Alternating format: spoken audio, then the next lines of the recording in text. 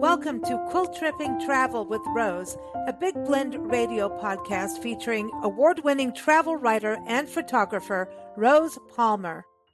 All right. So everyone, we're very excited because we're going to be going on a Baltic cruise today. It is time to go quilt tripping with Rose Palmer, travel writer and awesome photographer. And I'm so excited to hear about this because I was following her adventures when, actually she even called into a different show on a pizza party podcast we did from her cruise, but I was following her adventures on Instagram, and I encourage you to go to her Instagram page on Quilt Tripping and also Facebook. But she really showcased just amazing destinations. It just looks so vibrant and colorful and happy. I don't know. It just looks like I need to go there. Rose, how are you? Very good. Thank you. Am I right about this vibrant? It just feels fresh and clean there. I don't know how to explain that. It did. It felt very livable. So, I went to the major cities in the Baltic as well as some of the smaller destinations. But, places like Copenhagen and Stockholm and Helsinki. And I went into it totally open. I didn't pre-plan anything. I read up on what there is to see. I had my trusty Rick Steve Scandinavian guidebook.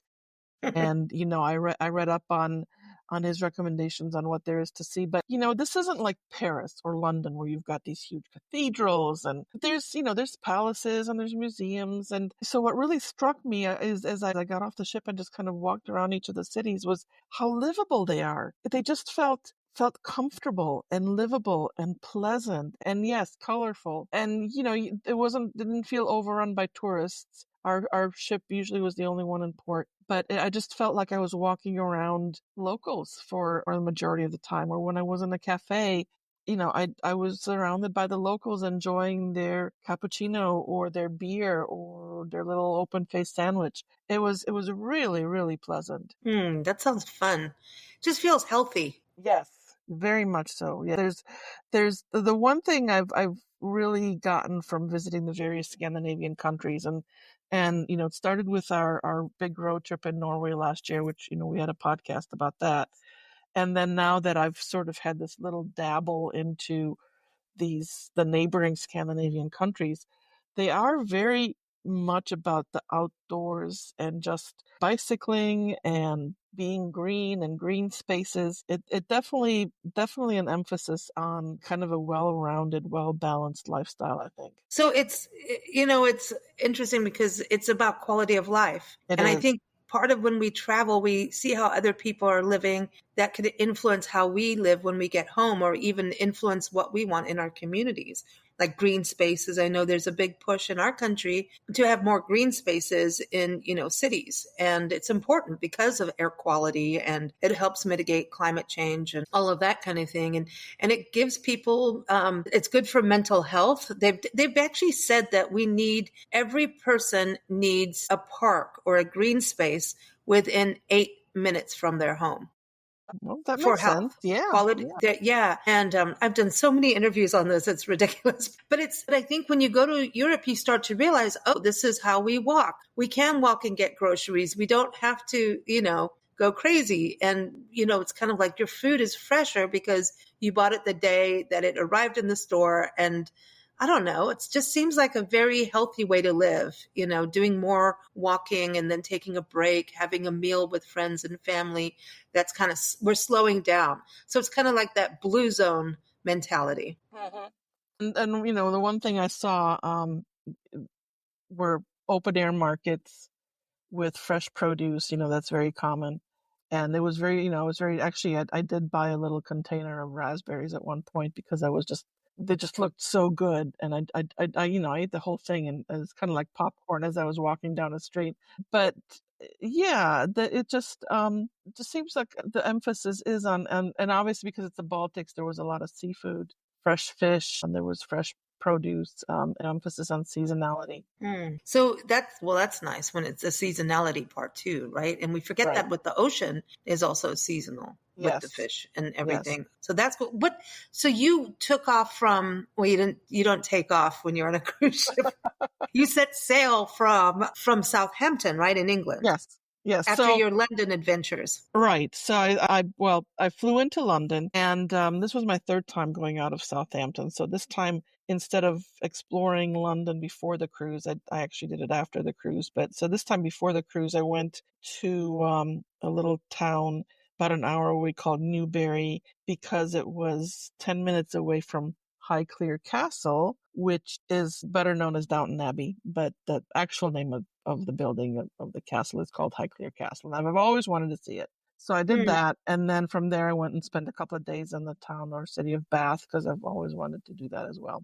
And then from Bath, it was a very easy train ride. It was a hour and a half train ride directly down to Southampton. I mean, that's partly one of the reasons I love cruising out of Southampton, because it's so easy to get to. You've got London with all the things to do in London beforehand or afterwards. I never tire of going to London. I always find something new to do, and we talked about that last month. And then it's just easy to get down to Southampton, and then from there, it's a major cruise ship port for I think pretty much all the major cruise lines. And then from there, we headed towards the Baltic Sea. So we had a sea day as we left and passed through the North Sea, and then entered into the Baltic. And then from that point on, we had a new port almost every day.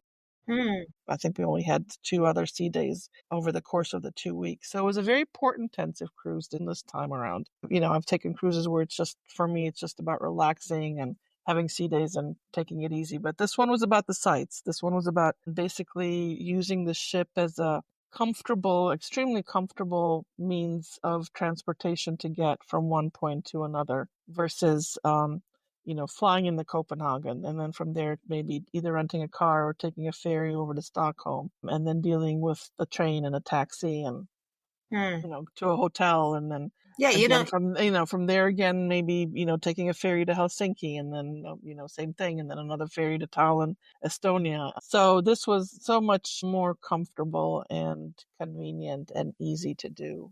That's So it gave me a nice fantastic. taste of the region in general. For most of the towns, I feel I've got a very good, sense of each of the locations. Stockholm, I think, is probably the only one that I would have liked to have had a little bit more time in. And we were actually supposed to have almost 2 full days in Stockholm, but the weather didn't cooperate, and so they had to make some changes in the itinerary, and we only got 1 day as a result. But then we ended up with extra time in Helsinki instead. So, but I've got a sense for each of the places. So if I have a chance someday to go back and spend more time, great. If not, I've seen it, and I've gotten a great impression of it. That's really cool. It's such a cool way of getting to. It's, we talk about this as travel writers. We go on media trips, right? They call them fam tours, familiarization. And it gives you a little taste of a place, and then you go back to do bigger stories. And it's the same for travelers. It's like, oh, I really want to go back here. We only got a little time to do this, but once you get that little bee in your bonnet, you're going back. And that's the cool thing about this way. And I think like last time you were on the show talking about London, you talked about your one trip going to Spain. And when you talked about pizza on board the cruise ship, I thought that was pretty darn cool. They even have a wood-fired oven out there. I'm like, okay, if they have a pizza place on a cruise ship, you've got me. It's not. You know what I had for breakfast this morning, right?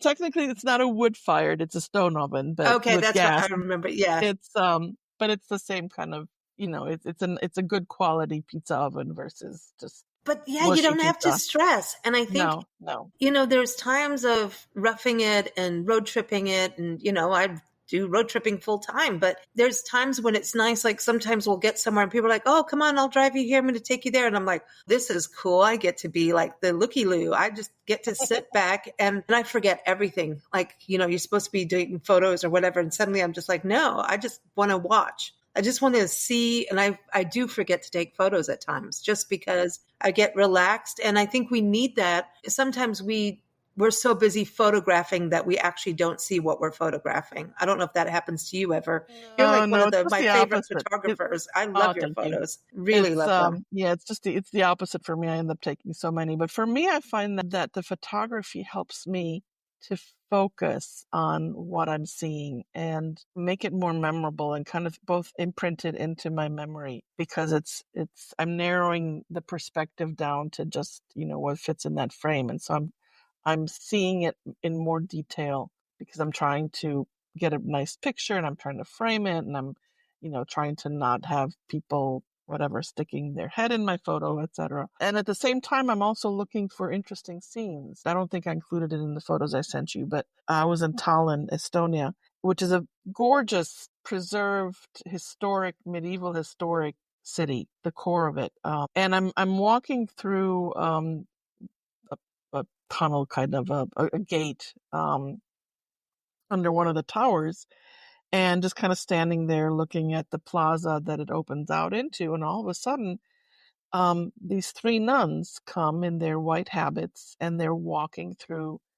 this gate, through the opening into the plaza. And it's like within seconds, I saw the photo, I saw the frame, I took the shot, because it was like, it's unique. They're walking through, they've got their habits are flying behind them. And it sort of captured part of the essence of this town, which has a whole bunch of old churches as well. And then, flying nuns. I'm just saying, and then because you you've said got their hats were exactly. flying. You said flying and nuns in the same sentence. I had to go there. Sorry. Listen, I part of my life had nuns in them, and I get to say things because they whacked my knuckles quite frequently in school. So I'm just saying. I was a good girl. I never had mine whacked. I had Let a me lot of tell you, nuns too, you but I feel was a it good later. girl. You feel it later in your life, and you're like, was it worth it? Yeah, it was.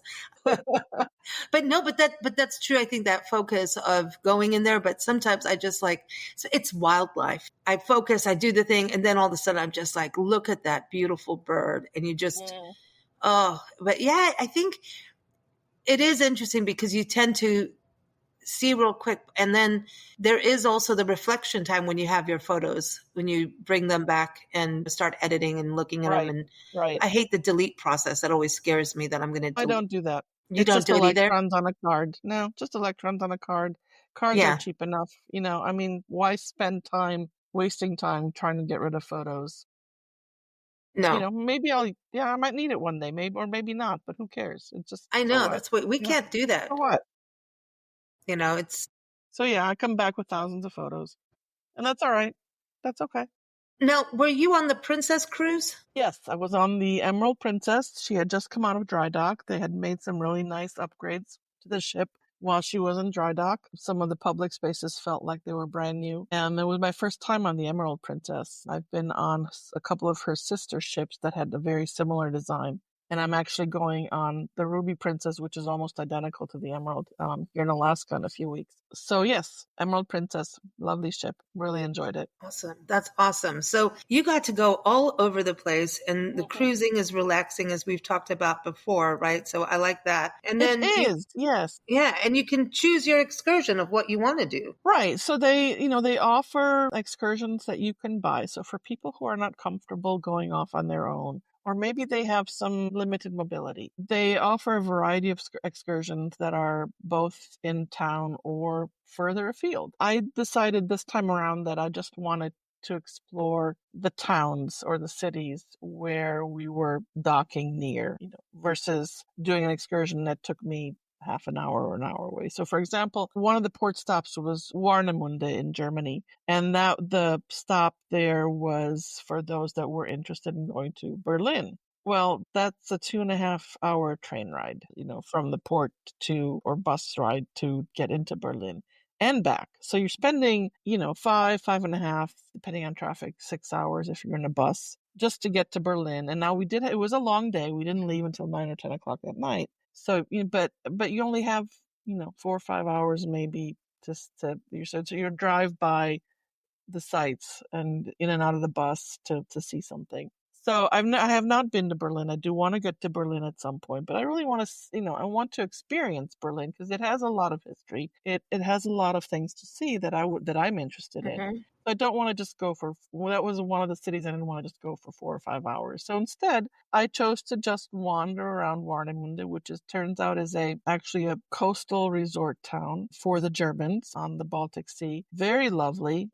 has been beautifully restored. I don't know, it was part of East Germany, that part of Germany. So I kept wondering as I was walking around the streets, which were immaculately clean, and the buildings and the houses were beautifully maintained, and flowers everywhere, and tourists walking around enjoying the cafes and the restaurants and all. I kept thinking, okay, I wonder what this was like 30 years ago during the, or Hmm. 40 years ago during the middle of the Cold War, because I grew up in Eastern Europe, so I know what Eastern Europe was like, and I'm sure it wasn't as nice. But now it's a lovely little resort town, huge stretch of beach. I did not stick my finger or my toe in the water because I know it was cold, that I didn't even, I didn't have to put my finger in to know that it was cold. And they had so one of the photos I sent you, they have these really interesting beach huts. So if you were wondering what those were, those are beach Yeah. huts that lock up. So they're like a real hut. And then when they unlock and open out, they open up into with a lounge chair in it. And I guess you can, I was told you can rent them for the day. And the beauty of it is that if you decide you want to go into the water, you can just lock it back up again with all your things in it, head out into the water, and your stuff is safe. So there was, That. yeah, they were kind of total, I'd never seen anything like that before. So they're It's very, like a locker, but a nice one, a big one that you can, yeah, yeah, hang yeah, out in. wicker locker with a lounge chair built in and some Yeah. shade. Yeah, it was one of them was open. There was actually a couple that were actually, I mean, the temperatures were in the low 60s, but it was this beautiful sunny day, so there was a couple sitting out there and getting some sun, but they were the only ones. Yeah, I always look at this when, Nancy and we're terrible with the cold. Mm, And so, like, you'll go somewhere and we're like in our jackets, and someone's walking around in a shirt and t-shirt, like yeah, a shirt, like a t-shirt and shorts. And I remember when we were up in Oregon and we went through this ice storm and we were driving out. I mean, this area had avalanche warnings where we were up in the northwest or northeast corner of Oregon, where it connected with Washington and Idaho. And we're sitting there going like, this is like freezing, it was -6 and it was just no, okay, weather, just no on this weather. And there's this girl just walking around in like a tank top and shorts. And I'm like, where are you from? Like, how do you do this? And then, everyone's bodies are different. And I think because I was raised on the equator, it's really difficult yeah, to, yeah. It's all to what you're used to. yeah, Yes. it's just you'd think over time your body will acclimate, but I don't think we acclimate very well No. anywhere. We just keep bumping around and going, if it's cold, put a sweater on. If it's warm, take it off, and just get over it. So we live in layers, and that's the way to Okay. be, Yeah, that's all right. as you That's okay. travel. Yes. I just, I love it when people can be out in 60-degree weather and have a t-shirt on. No way, not for me. No, I'm ready to get my pajamas on. And that's the thing I love about your cruising adventures. Like, you can look out and watch things go by and be all cozy in your cabin. It's like that's reality TV to me, Yeah, you can stick your head out or sit out on the balcony for a little bit, and then when you get cold, you go back inside. I like that. And Yeah, you could I get kinda pizza. like, and you can I get mean, pizza. And that's kind of, that's one of the things, for me that, is easy about cruising is, as I've said before, I tend to cruise alone because my husband gets very seasick, so mhm, he doesn't join me on the cruises, but he joins me on all my land travel. But once I'm done traveling and touring around the city and the town and seeing what I want to see, I don't have to worry about, okay, now where am I going to go eat? You know? mm, And how far away is my hotel? And how am I going to get to my hotel from where I am now? It's like, all right, I just get back on the ship and I can have my choice of food from the main dining room or the buffet, or I mean, there's just a whole bunch of choices. And it just makes it very easy. yeah, And, it's like going I just, home, but you yeah, don't have to cook exactly. or clean. Exactly. I can go back into my cabin, kick off my shoes, put on my slippers, and then just go, You know what? That's it, man. Don't do this. You're tempting me. Like, I'm going, I would like great. pizza now. Yeah. And then I have a gin and tonic Okay, I'm hanging with you. We should or have a done glass of that. wine. Yeah, we should have done that. I remember that one show when you called in and you were like, I just did a dining, wine and wine tasting wine and dine thing. And I'm going, I just did a wine tasting for a podcast. This is a fantastic episode. And you were cruising. I love it when you call in from cruise ships. I think it's hysterical. It wasn't, people weren't able to do that years ago. No, I mean, it's it's through amazing. pretty much in the last couple of years that the internet technology and the satellite technology has gotten so good Mm. that it covers pretty much the globe anywhere. So you can work remotely like Rose does. You can sit and, call into your office and say, sorry, I'm sick. I can do some work from home while you're cruising. You will So get caught. I just discovered there's actually a Facebook group or whatever that promotes nomad cruising. So for people who are nomads and Mm, for cruising for work and yeah, do whatever you need to do while cruising. And I guess they coordinate like big groups on different ships. that's cool. That's so yeah. So it's like digital nomads, like Nancy and I. Like we're Yeah, nomads, yeah, and yeah. then we're park nomads, and it's kind of interesting. Like the other day, I was, it's amazing what we have in technology. But I just feel like, when you get a phone, can we keep the phone? Can we keep the computers a little longer? I get all ranty about that. I get a Mhm. little, because of the environment and what goes into making these devices, right? It may be eco-friendly and we're not printing paper and all of that, but if we have to keep replacing our tools over and over, it's not that eco-friendly. So I'm kind of Right. Right. always in that, we all want to try and do a little bit better, right? Yes. But as traveling, I mean, we were in a park and I sat there and did a whole podcast recording and editing and uploaded and promoted it and did all this work in a park just from my phone. And I'm like, look at this, man. And it worked. Nothing bad happened. And Yeah. I'm sitting there and there's birds and squirrels, a beautiful view. I'm sitting there having lunch, a picnic lunch going, I'm sorry, but my workspace is way better than a cubicle. And yours on a cruise ship, well, now you're really going, girl. You got it going on. I mean, Yes. especially since you have pizza, you can go get what you want when you want it. Glass of wine. Right. Yep. See, yeah, and I did have wine Salad in the bar. park. We had wine too. I'm just Okay. saying We're gonna because have it was wine. Yeah.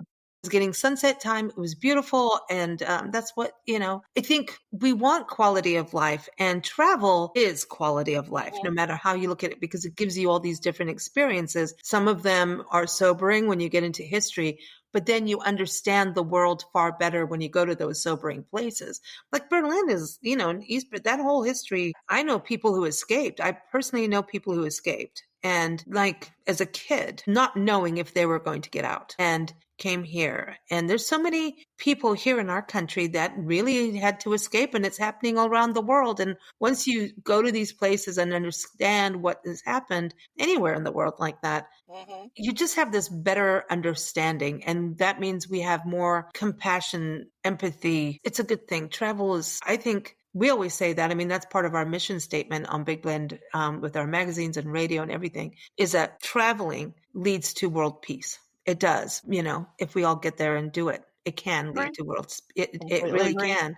Especially if you get to float and have pizza, we're all happier with that, And this particular cruise, like I said, because it was port heavy, because we had so many stops and so many ports, it just, every day there was something new. So, I'd get up, have a leisurely breakfast, and then I'd have time to go explore and discover a new location for as long as I wanted to. So, I was doing it on my own. I did it independently this time around. I didn't do any of the organized cruise tours, like I said, and they made it very easy. So there were, if the ship wasn't, within walking distance of the town or the city itself, there were shuttle buses that we could pay for to take us into the center of town. So, like in Stockholm, because of the weather, we had to actually dock about 40 minutes away. And so they set up shuttle buses and, dropped us off right in the heart of Stockholm. I just had to cross a bridge and I was into the center of the old town of Stockholm. And that was true for the other destinations as well. If it wasn't, within even if it was within like a mile walking distance, they still had shuttle buses because there's people with different abilities. And so they do work hard to make it easy for everyone to get into the city and into town and to see it. Or there were hop on, hop off buses, which is another, for like the big cities, it's another great way to sort of get an initial introduction to to the city. I did that one in Helsinki because Helsinki actually wasn't huge on sites, like big sites. There were a couple of churches, there was a beautiful park, sort of a pedestrian type park, cafes and all, but I wanted to kind of get a sense for the city, so I just did the hop on, hop off bus, but didn't hop off. Just kind of did the whole circuit. Took me through the whole, good part of the city. So I got to see different, kind of different neighborhoods and different architecture, very pretty architecture, just a variety of styles and designs. And these are just apartment buildings. They're not fancy public buildings, just apartment buildings, but with beautiful details. Some were Art Deco, some were neoclassical, some were different from different centuries, and just very well maintained, very clean, like I said. And then the bus, I just stayed on the bus until it got back to the port and then just got off. So it was very, very easy to kind of explore and get a sense of each of the locales and, Yeah, you know, nice. figure out, okay, when I want to go back, what else do I want to see? Well, I think it's such a cool way to explore. And I like some of the murals too that you saw as you were Yes. traveling. So I'm trying to remember now which town was. All the towns had or cities had a mural here and there, but yeah, and I can't remember now which one. It's a little bit of a blur, but one of them was definitely known for its murals. Yep, and Well, I want people to know. I mean, you just literally got off the ship. And I yeah, mean, 2 days Rose is ago. here with jet lag or cruise lag. She's, travel lag, let's put it that way. Yes. And your article, everyone, is in the episode notes, a link, and you can go to quiltripping.com to learn more. Also follow her on Instagram and Facebook, and you can go see everything we're talking about there. But the link to the article is in the episode notes, which is again on quiltripping.com. So people can read more. And I'm amazed you're even here because I know that jet lag do you have any tips on jet lag getting through it? I mean, when you does a cruise help you kind of ease into the whole new time zones, Yes and no. So one of the other things that I had to deal with, which I wasn't aware of, but so we left, there was the time difference between the US and London, which was 5 hours, I think. Yeah, 5 hours. I Yeah. don't think they had changed yet. And then we started cruising through the Baltic to the different countries, and I lost another 3 hours. So as we went into Copenhagen, and then as we went into Stockholm and Helsinki and Tallinn, we changed our clocks forward by an hour. So 3 times throughout the first part of the cruise until we had reached Tallinn, Estonia, which was the furthest east that we got to. So I was losing an hour. So that was, I don't want to say it was hard, but I'm not a morning person. So, I don't wake up until and get going until 9 or 10 to begin with. And then I'm losing an hour. So now it's 11 o'clock. So that's lunchtime. Yeah. So I missed a lot of breakfasts, which is fine because I'm really not a big breakfast eater. But then on the flip side, as we started heading west again, we gained that time back. So then 3 times we would put the clock back by an hour. Actually, those 1 hour, those 1 hour time changes, putting the clock forward by an hour. I actually found that harder to deal with because, I'd go to bed at midnight or 1, and then, like I said, it's like, oh, wait, it's 11 o'clock in the morning when it's really only 10. This sounds like my life.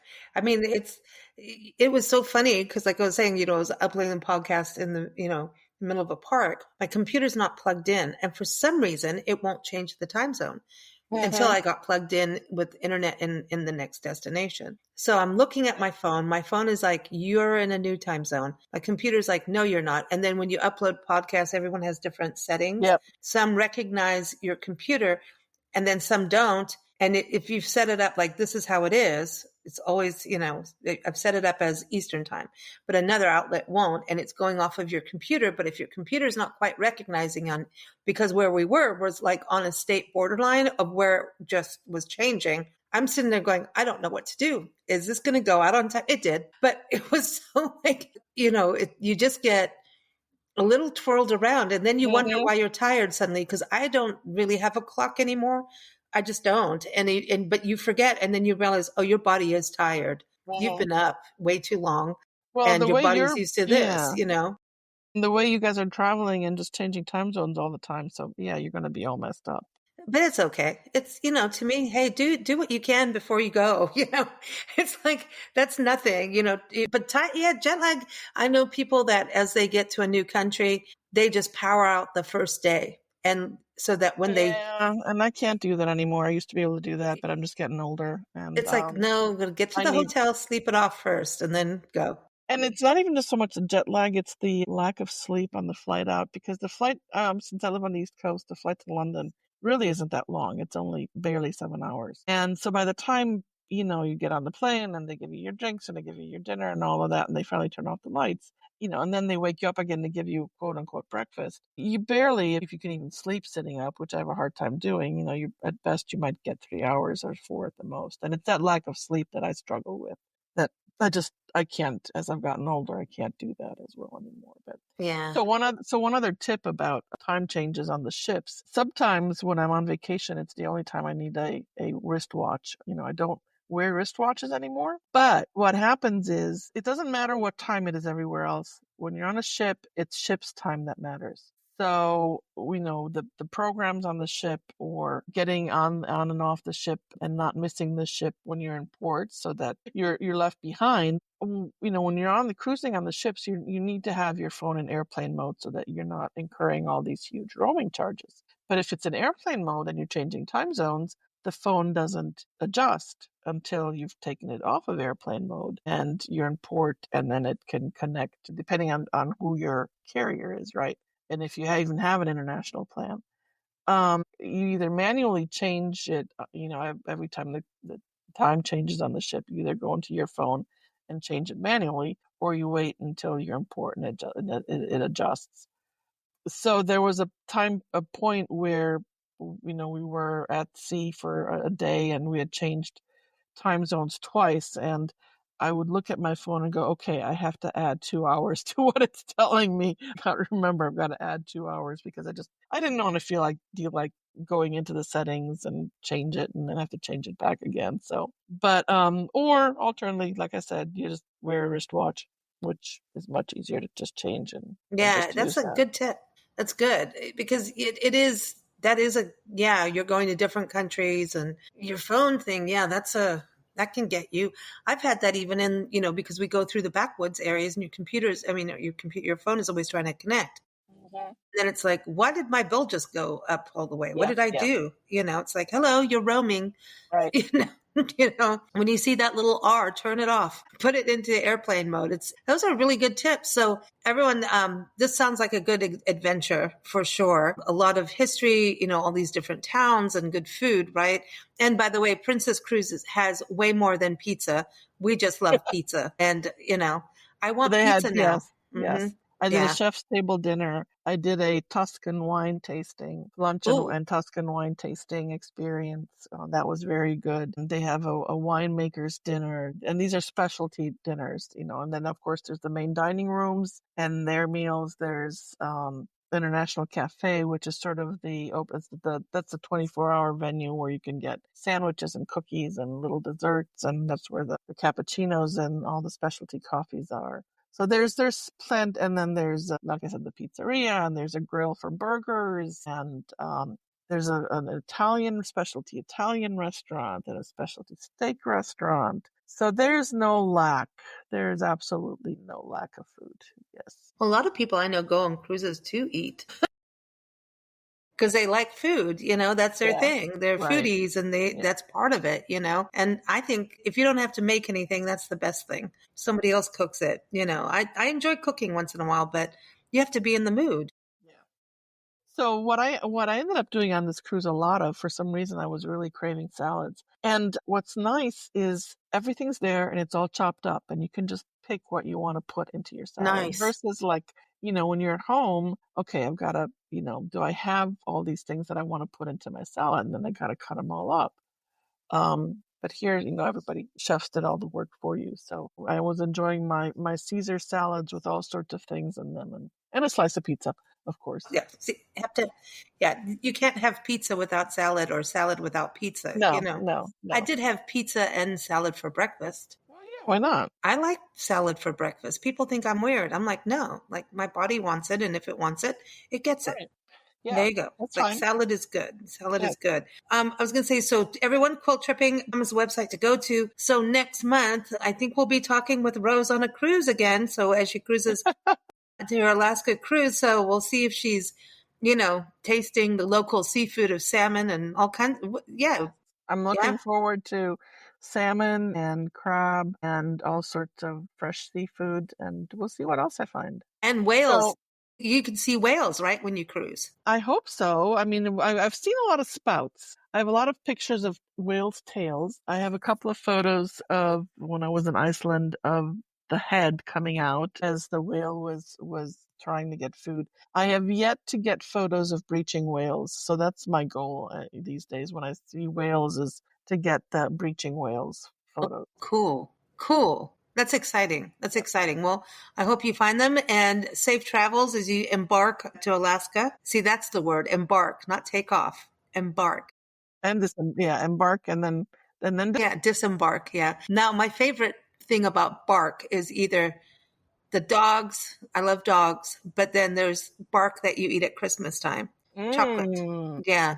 yes, with peppermint. Do they have like candy shops on cruise ships? Like things like that? If you suddenly have a craving for candy, do they have stores and Oh, there's lots of shopping, and they have, I mean, different cruise lines have different types of shops on them. There's a shop that sells snacks and chips and get your candy, hair done? and we get your hair done. So my one goal for this particular cruise in each location, I grew up with European type of baked goods.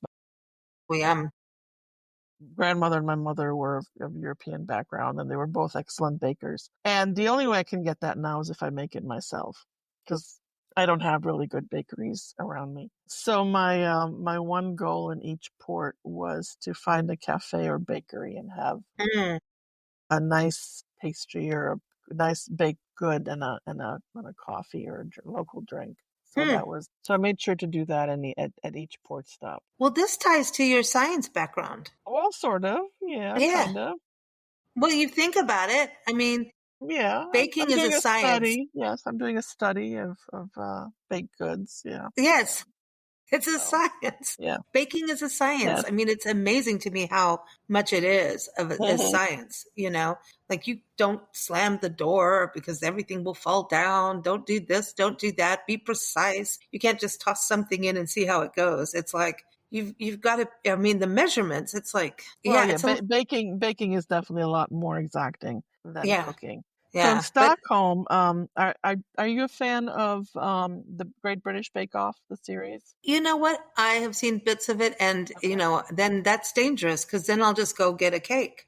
Well, they had an episode, and I don't remember what season it was, but one of the technical challenges was to make a Swedish princess cake. And I remember it because it required like a pale green marzipan fondant Mm. coating over the cake. And wouldn't you know, when I was in Stockholm and at the bakery, the cafe, they had slices of princess cake. So I had, I mean, I had to have it because I was in Stockholm, and And how did it taste? it was delicious. Yes, yes, it was very good. It was excellent. So This is terrible. I'm actually really hungry now. Like I'm not kidding, really. And I will tell you this: I did have pastry, coffee cake pastry kind of thing, pizza and salad for breakfast, and now I want it all again. that's We're okay. kind of yeah, I know we can, Mhm. because listen, traveling also means you do a lot of walking, so it balances out. Yeah, yeah. I mean, I was doing 10, 12,000 steps easily a day, and Cool, just in being out 4 or 5 hours walking around town. And nice. even on the sea days, I mean, you don't think that you'd be able to do a lot of walking on the ship, but the ships are a decent size. So I didn't have to work too hard to get in, like 5,000 steps on a sea day, just walking around the ship, going to and from one thing or Yeah, another. Um, from one and pizzeria to the next. well, no, it wasn't always that, Oh, but yeah. that's funny. I'm going to link back to the pizza party that Rose was on. Everyone, I'll put that in the episode notes because you'll hear why we just keep talking about pizza because none of us can get enough of it. If you're a pizza fan, we were pretty. I think everyone on that show was diehard pizza. Like there wasn't anybody just coming for a little party and saying, "Oh, I love pizza." But I mean, everyone on there were pretty like diehard. That was I didn't know there were others like us. Well, and when you travel, you realize how prevalent an international pizza has become because pizza restaurants are everywhere. Mm. So I was actually at the point I was in Copenhagen, walking around the old town of Copenhagen, and I'm smelling garlic and and Italian seasonings, and I'm like, okay, I like this smell, I like this food, but it's just not right here. It doesn't belong. This is not what I want to be eating when I'm in Copenhagen. I want to be, Yeah.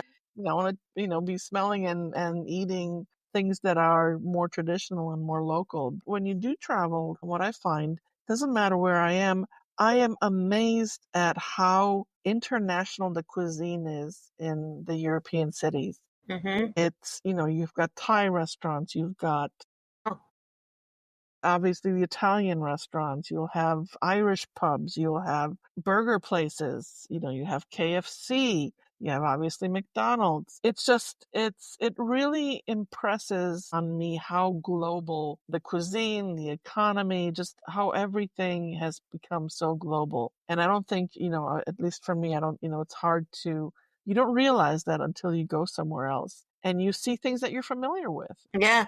So, you see the Starbucks and the Costa, which is, I believe it's Italian, and you see all these brands that we're familiar with here, but then you see them everywhere else. I've seen them in Asia, I've seen them in Europe, Mexico. I've I've seen seen them them in Mexico. right, in South America. And my friends in South Africa are like, "Oh, we went to this," and I'm like, "Oh, it went over there too." And like, I get it, but at the same time, yeah, I like to be the authentic region. But people have moved around. I mean, Right. when I was growing up, if you traveled more than one or two countries, you were like, "Whoa, you got out." It just travelers. Yeah, I mean, now travel has changed. It's more accessible and easier. You go on these remote places, but I mean, it really has changed over the 50 years. Really, I think. Yeah.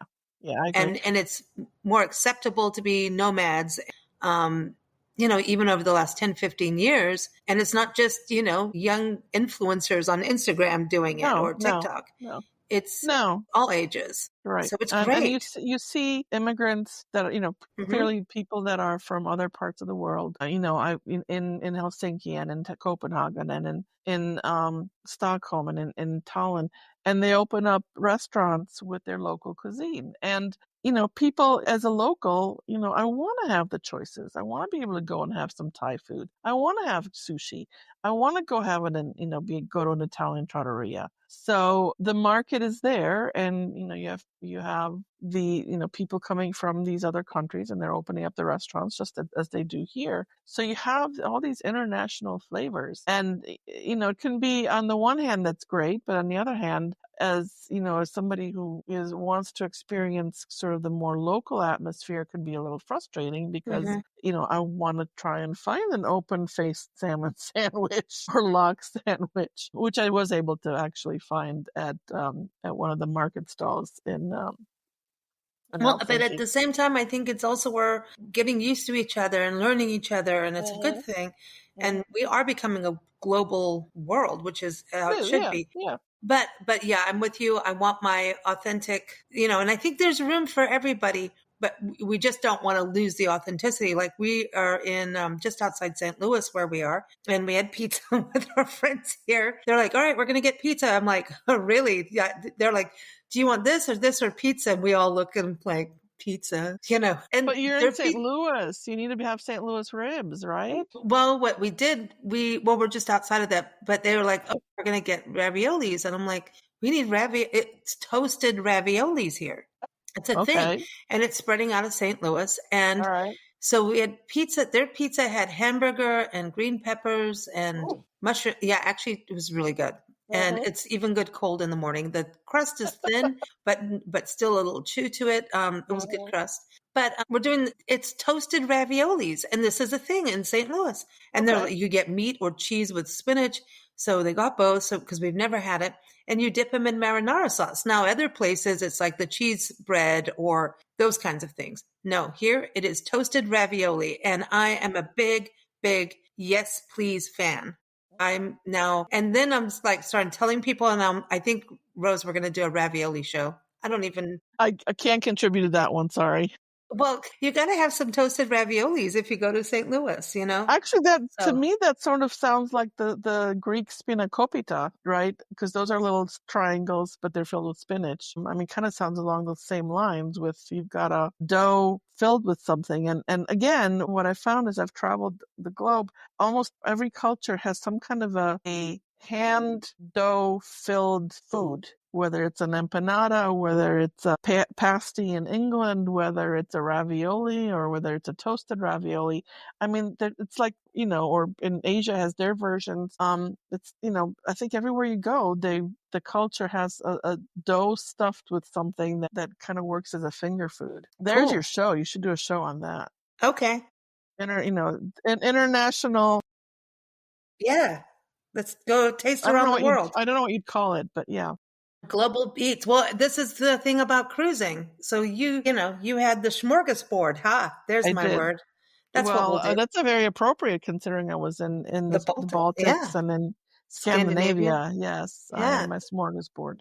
Yes. Yeah, I like that. Rose, thank you so much. Safe travels to Alaska. Thank Everyone, you. Again, look at the links in the episode notes. We've got Rose's article and then the pizza link so that, we're not just pizza-holics, but we are. All right.